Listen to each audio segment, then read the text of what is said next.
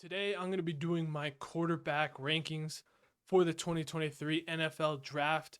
This is going to be a little bit different. If you've watched my other rankings, usually I do my top 10 and then tiers, and I go from 10 to 1 and then show my tiers. I'm not actually even doing 10 quarterbacks just because I think there's only 7 quarterbacks in this draft class I think are worth really value of drafting. Some other dudes maybe to mention, but there's 7 dudes I really wanted to rank because I think they're dudes that I think could be impact. And then I have some honorable mentions, and I do break them up into tiers. So it's gonna be a little bit of a different flow than my other rankings. But let's go ahead and get right into it. And we're gonna start at the top of the draft at my number 1 quarterback. Coming in as my number 1 quarterback in the 2023 NFL Draft class, I got Bryce Young from Alabama. I get the size concerns with Bryce Young, and I am a little bit worried, but just when we're talking about quarterbacks, he's got definitely good enough arm for the NFL. And this dude is one of the best processors we've seen in like a while in the draft. Like this dude's ability to process the field, he's got incredible accuracy. He can make any throw in the books, and just his ability to read defenses, understand what's going to be open, and just process the field as a whole is what's so special and why he's getting Drew Brees comps. I mean, that's a pretty hefty comp to get compared to a dude like Drew Brees. And I see the comps with him because this dude, he's smaller, but like his ability, he's also just a very good at just making plays. Like, I mean, when rushes come, he's very good at evading rushers, running, and then making plays on the run, keeping his eyes downfield, and turning broken plays into big plays, which is something we see with why a dude like Patrick Mahomes is so special. Is his ability to make broken plays into big plays. Bryce Young is incredible at that, along with being able to play in structure, making throws on time to open routes and understanding what's going to be open. It's just something that sets him apart from every other quarterback in this draft class, and why I have him as the number 1 quarterback in this draft class, and who I personally think the Panthers should be taking at number 1. Coming in as my number 2 quarterback in the 2023 NFL Draft class, I got CJ Stroud from Ohio State. It's really between him and Richardson here for my number 2 spot. But CJ Stroud is just, I mean, he's a technician. I mean, this dude's footwork and just his process of throwing the ball is one of the best in his draft class. He's one of the best, just most accurate quarterbacks in the class. His ability to put the ball where he needs is incredible. I had him as one of my risers from the combine. Just because at the combine, I mean, this dude was so smooth and patient and calm in all of the drills, and just, I mean, his accuracy on point for every throw. Another guy who's got plenty good enough accuracy. I mean, in his pro day, he had one rep where he kind of does a little sidestep rush and throws deep ball, and it's just perfect.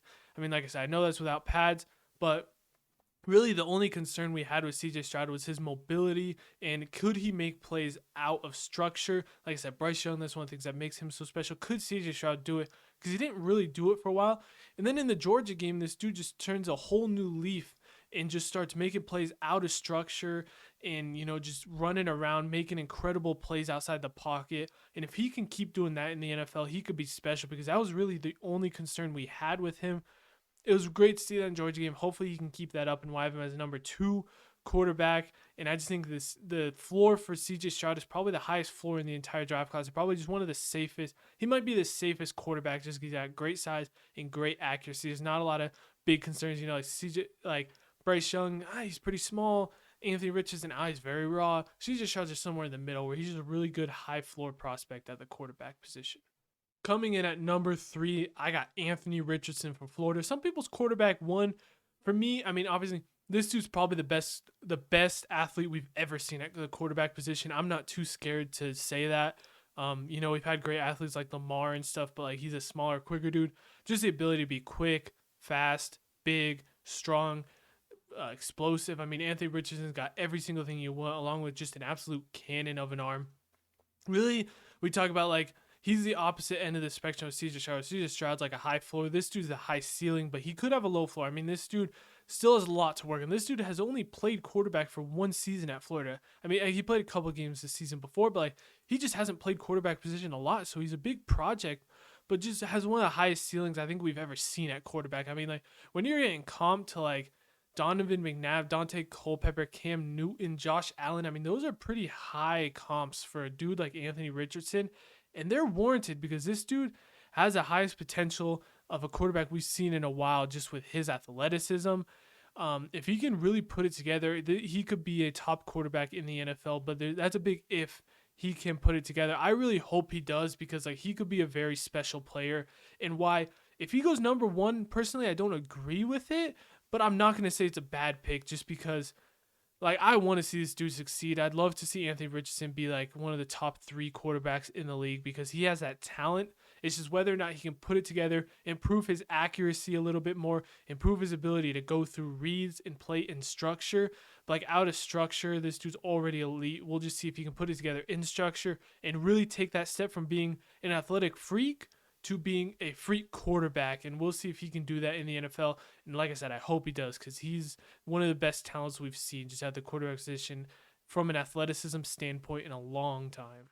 Moving on to number 4, we got Will Levis from Kentucky. I know this isn't a very interesting top 4, but I mean, like, listen, I'm trying to do what I think, and I'm not trying to just be different just to be different like these dudes do on ESPN. I'm trying to do what I personally think, and I think like it's pretty straightforward top 4 for me. Maybe you finagle around like which one goes exactly where, but Will Levis comes in at me number 4. I think he is actually getting a little underrated in the process. I mean, this dude's got an absolute cannon. He's got one of the fastest releases in the draft class. I mean, his release is quick. He gets the ball out quick and with some momentum behind it. He's an athletic guy. He's definitely not an Anthony Richardson, but he's got some athleticism. He has some great production in a more pro-centered offense in Kentucky. It'll be interesting to see what he does in the NFL, but like overall, I think this dude has a cannon. He's a pretty accurate guy. You know, he's not the most accurate, but he's still a fairly accurate quarterback, along with, like I said, a great production and just year after year, some good starting reps at Kentucky. Just hopefully he gets even better. I still think he's a top 10 pick in this draft class. I think he's close to like the Richardson and Stroud that we have. Some people are starting to have this dude slip into like the second round and people being lower. I still think he's a top 10 dude and in the conversation with these top 4 guys as just an elite upside quarterback. Like I said, I love this dude's release and his ability to get the ball out quick can be very important in offenses now, where if he can get that processing up to speed, if he can combine that processing speed with his release speed, I mean, he can be throwing out dimes on time quick and run a really good like quick passing offense. If he, and like I said, processing something he can definitely work on. So he has that potential to be a quick just distributor. And I know I've seen the Matt Stafford comps, and that's mostly the arm talent and strength. There's a lot of where that Matt Stafford and just his, you know, run and gun kind of ability that he potentially has. We'll see where he ends up going. I still think he's a top 10 pick and my 4th quarterback in this draft class. Coming in at number 5, we got Hendon Hooker from Tennessee. Great production this last year at Tennessee. Really, there's only 2 things that are holding me back from putting Hendon Hooker in the first round conversation with Levis, Stroud, Richardson, and Bryce Young. The only separators for me are he's coming off an injury, which is always going to just bounce you back just a little bit, just because teams don't want, you know, coming in injury. Even though all signs point to he should be healthy, it would have been nice to see him at the Senior Bowl, because he probably would have just been the best quarterback by miles at the Senior Bowl. But he was hurt. And the other one's his age. He's a little bit of an older quarterback. I believe he was a 5-year dude at Tennessee. So he's coming in as an older, hurt quarterback, which is the reason why I think there's a gap between like Levis and him. But like, if you throw those out the window just as a quarterback on the field, I think he might be better than Levis. Like I said, those other factors put him behind him for me. But this dude's like, he's up there with Bryce Young. It's just his ability to read the field and make the right throws is incredible. He's got a really good deep ball. I mean, him and Hyatt had a great connection that last year at Tennessee. And like I said, his ability to throw the ball is up there. He's a mobile guy. We didn't get to see really any testing, like I said, because of his injury. I think he's a pretty mobile guy. He's not like a Richardson, you know, where he's going to run around and make incredible plays, or he's not like a Young where he's not going to out of structure make incredible plays. But this dude's ability to process the field is up there with Bryce Young at the top of this draft class, and why I think he could sneak in the late first round. I love Hendon Hooker as a prospect. Like I said, if he was a little bit younger, I think this dude would be a top 20 pick. I think his age and his injury kind of sent him back to that end of the first round, but I still think a team is not wrong to take him at the end of the first. In my 2-round mock draft, I had him going to the Seattle Seahawks at the top of round 2. But don't be surprised if Hendon Hooker ends up getting his name called on day 1 of the draft, because I think he's also viewed a lot higher by NFL teams than the media. And I can see why, because this dude's got the talent. And we'll see where he goes in the draft, but he's coming in at my number 5 quarterback in this year. Moving on to number 6, I got Dorian Thompson-Robinson, a.k.a. DTR, from UCLA. This might come as a surprise to some people, but I'm personally really high on DTR. I think he's a great athlete. Like I said, I hate to compare everyone to Anthony Richardson, but hey, sucks to suck. You're in the same draft class as him, but he's not quite that athlete. But he's probably the second best athlete in this draft class, up there with, I guess, Malik Cunningham's a really good athlete too, but Dorian Thompson Robson's just a thrower. He's just levels above Malik Cunningham, in my opinion. He had great production at UCLA. He's got a rocket of an arm. He had the fastest throw at the combine. They do like at the combine, they measure like miles per hour of their throws. He was even faster than Richardson and Levis. I mean, this dude's got that release. That ball comes out with a lot of velocity. He's a fairly accurate quarterback, and he can make plays out of structure and in the run game. That's just elite. He's got to work on, obviously, things like processing and why he's, I think, a tier below everyone else that I've mentioned. But like, he's a dude where, like, once I get past like Hendon Hooker, there's no complete quarterback prospects behind him. And Dorian Thompson-Robinson, for me, has the highest upside out of all these quarterbacks. And I think he has the best potential out of anyone else that I'm going to mention in this video, besides those top 5 dudes, to actually become a starting quarterback in the NFL. I love this dude's trait. He was a 5-year dude at UCLA. Got plenty of playing time and put up pretty good stats in his last year at UCLA. I'm excited to see what he does. He had a good week at the Shrine Bowl, and I hope he can put it together. And who knows, this dude could be a 3rd-round pick. I think he could go as high as a 3rd or 4th round and be that next quarterback after those tiers of quarterbacks I just mentioned. Coming in at number 7, we got Tanner McKee from Stanford for me. This is a hard one. I didn't really know where to go with this one. Tanner McKee is a dude where if you throw Tanner McKee in the draft like 10 years ago, he's a really high prospect. Coming in at like 6'6", 230. He's your traditional pocket passing quarterback, and why I'm worried about putting him here at 7 and don't know where he initially ends, because pocket passers aren't very big in the NFL nowadays, especially with how like defense and offense, like, I mean, like you saw like even Tom Brady's getting forced out of the league now, and like it's just, you need a mobile quarterback now, and Tanner McKee's not mobile. But one of the things I do like about Tanner McKee is just his size, and he's really good at just throwing the ball, like intermediate and deep. He's got very good accuracy, a little bit of an unorthodox throw, but he gets it there with pretty good accuracy and timing on a lot of his throws. He did struggle with pressure at Stanford, which also didn't help that he didn't have the greatest offensive line there, but he also didn't have a lot of weapons at Stanford, which is part of the reason why I might be a little bit higher on Tanner McKee still, is just because, like I said, we didn't get to see him with weapons at Stanford. So maybe you get this dude with weapons, and like his size is just like, you want that if you can get a 6'6" quarterback. I mean, he can see above everything. He's got good processing. He's not like an elite processor like Hendon Hooker and Bryce Young. But like I said, I think it's more just potential with Tanner McKee that I see, with like, he's got good accuracy, and maybe you put him with some weapons and a good offensive line, and maybe he can make more happen in the NFL than he did in college. But I don't know. He's a weird seed. That's why I'm not going too deep into quarterbacks. Like I said, once I get past like DTR and Tanner McKee, it's kind of just whatever developmental guy you want. Tanner McKee could fall into that, but personally, I think he could still be a day 2 dude just with his size and accuracy that some teams could want as a really good, maybe potential just backup quarterback that can win you some games in the NFL. Like I mentioned at the beginning of the video, we're only doing 7 quarterbacks, and then that was all I'm going to do in depth. And I got just honorable mentions as other quarterbacks that'll probably end up being drafted late or at least get UDFA deals at the minimum. We got Aiden O'Connell from Purdue, who probably may be my next dude. Just another accurate quarterback, but not very mobile or anything else. Stetson Bennett from Georgia, who actually could have made the list, but there's a lot of off-field concerns, and there's rumors that he might go undrafted because of off-field and whether or not he really cares about football, along with being an older prospect. He's going to fall in there.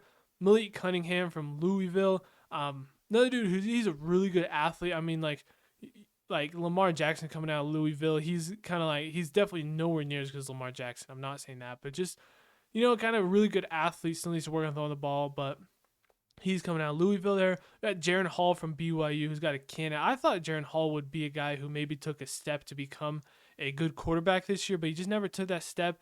And then he had his chance to shine at the Senior Bowl and set himself apart, and he just didn't do that for me, so that's why he's just here as an honorable mention. Clayton Tune from Houston and Jake Hayner from Fresno State are two dudes kind of in a similar light to me with like Jaron Hall, where they had their chance at the Senior Bowl, stepped themselves apart, and none of them really kind of did it.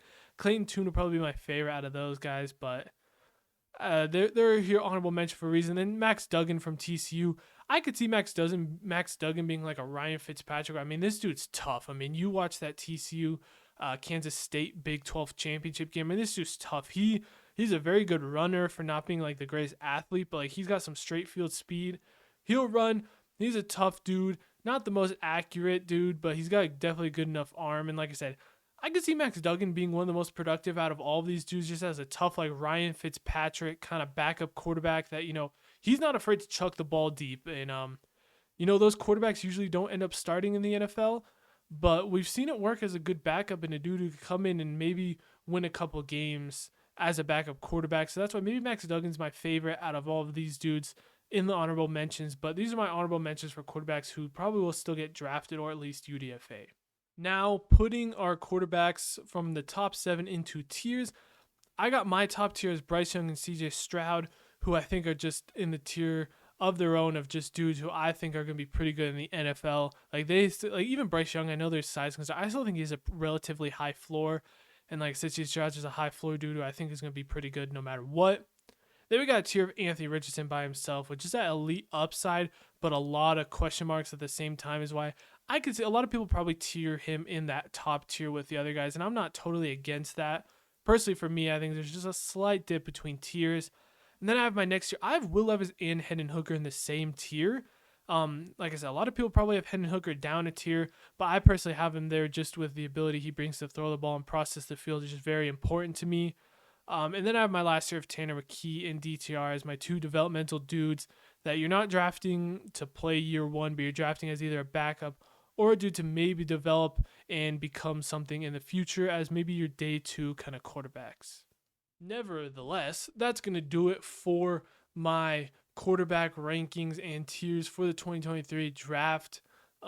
Like I said, we got that top. I think there's really the top 6 are the most important. I probably could have just thrown Tanner McKee with honorable mentions for me and just have those top 6 like quarterbacks I like and I'm willing to draft with a decent capital in this draft class. I know there's a lot of debate over the top 4, and it's kind of pick your poison. A lot of outliers in this draft class. You have an athletic outlier in Anthony Richardson, a size outlier in Bryce Young, and then somewhere in the middle we got CJ Stroud. We'll see how the draft ends up shaking. But anyways, I think those 3 quarterbacks, you can't go wrong if you're Carolina. All 3 of those dudes are really good quarterbacks. And it's a really good quarterback class just overall, I believe. And I'm excited to see where Hendon Hooker goes because I personally think he should go day 1. And I really hope he does because Hendon Hooker's a dude you kind of want to root for coming off that injury and kind of helping turn that Tennessee program into a real contender this year. It was really fun to see. That's going to do it, though, for my rankings overall on my channel. We're going to get into more mock drafts. Check out some of my other videos. I did a cool little trade video on Sunday debating whether teams should be trading up or down and look at some of the history behind first-round trades. I'll see you guys for the next video, and thank you guys so much for watching. Thank you.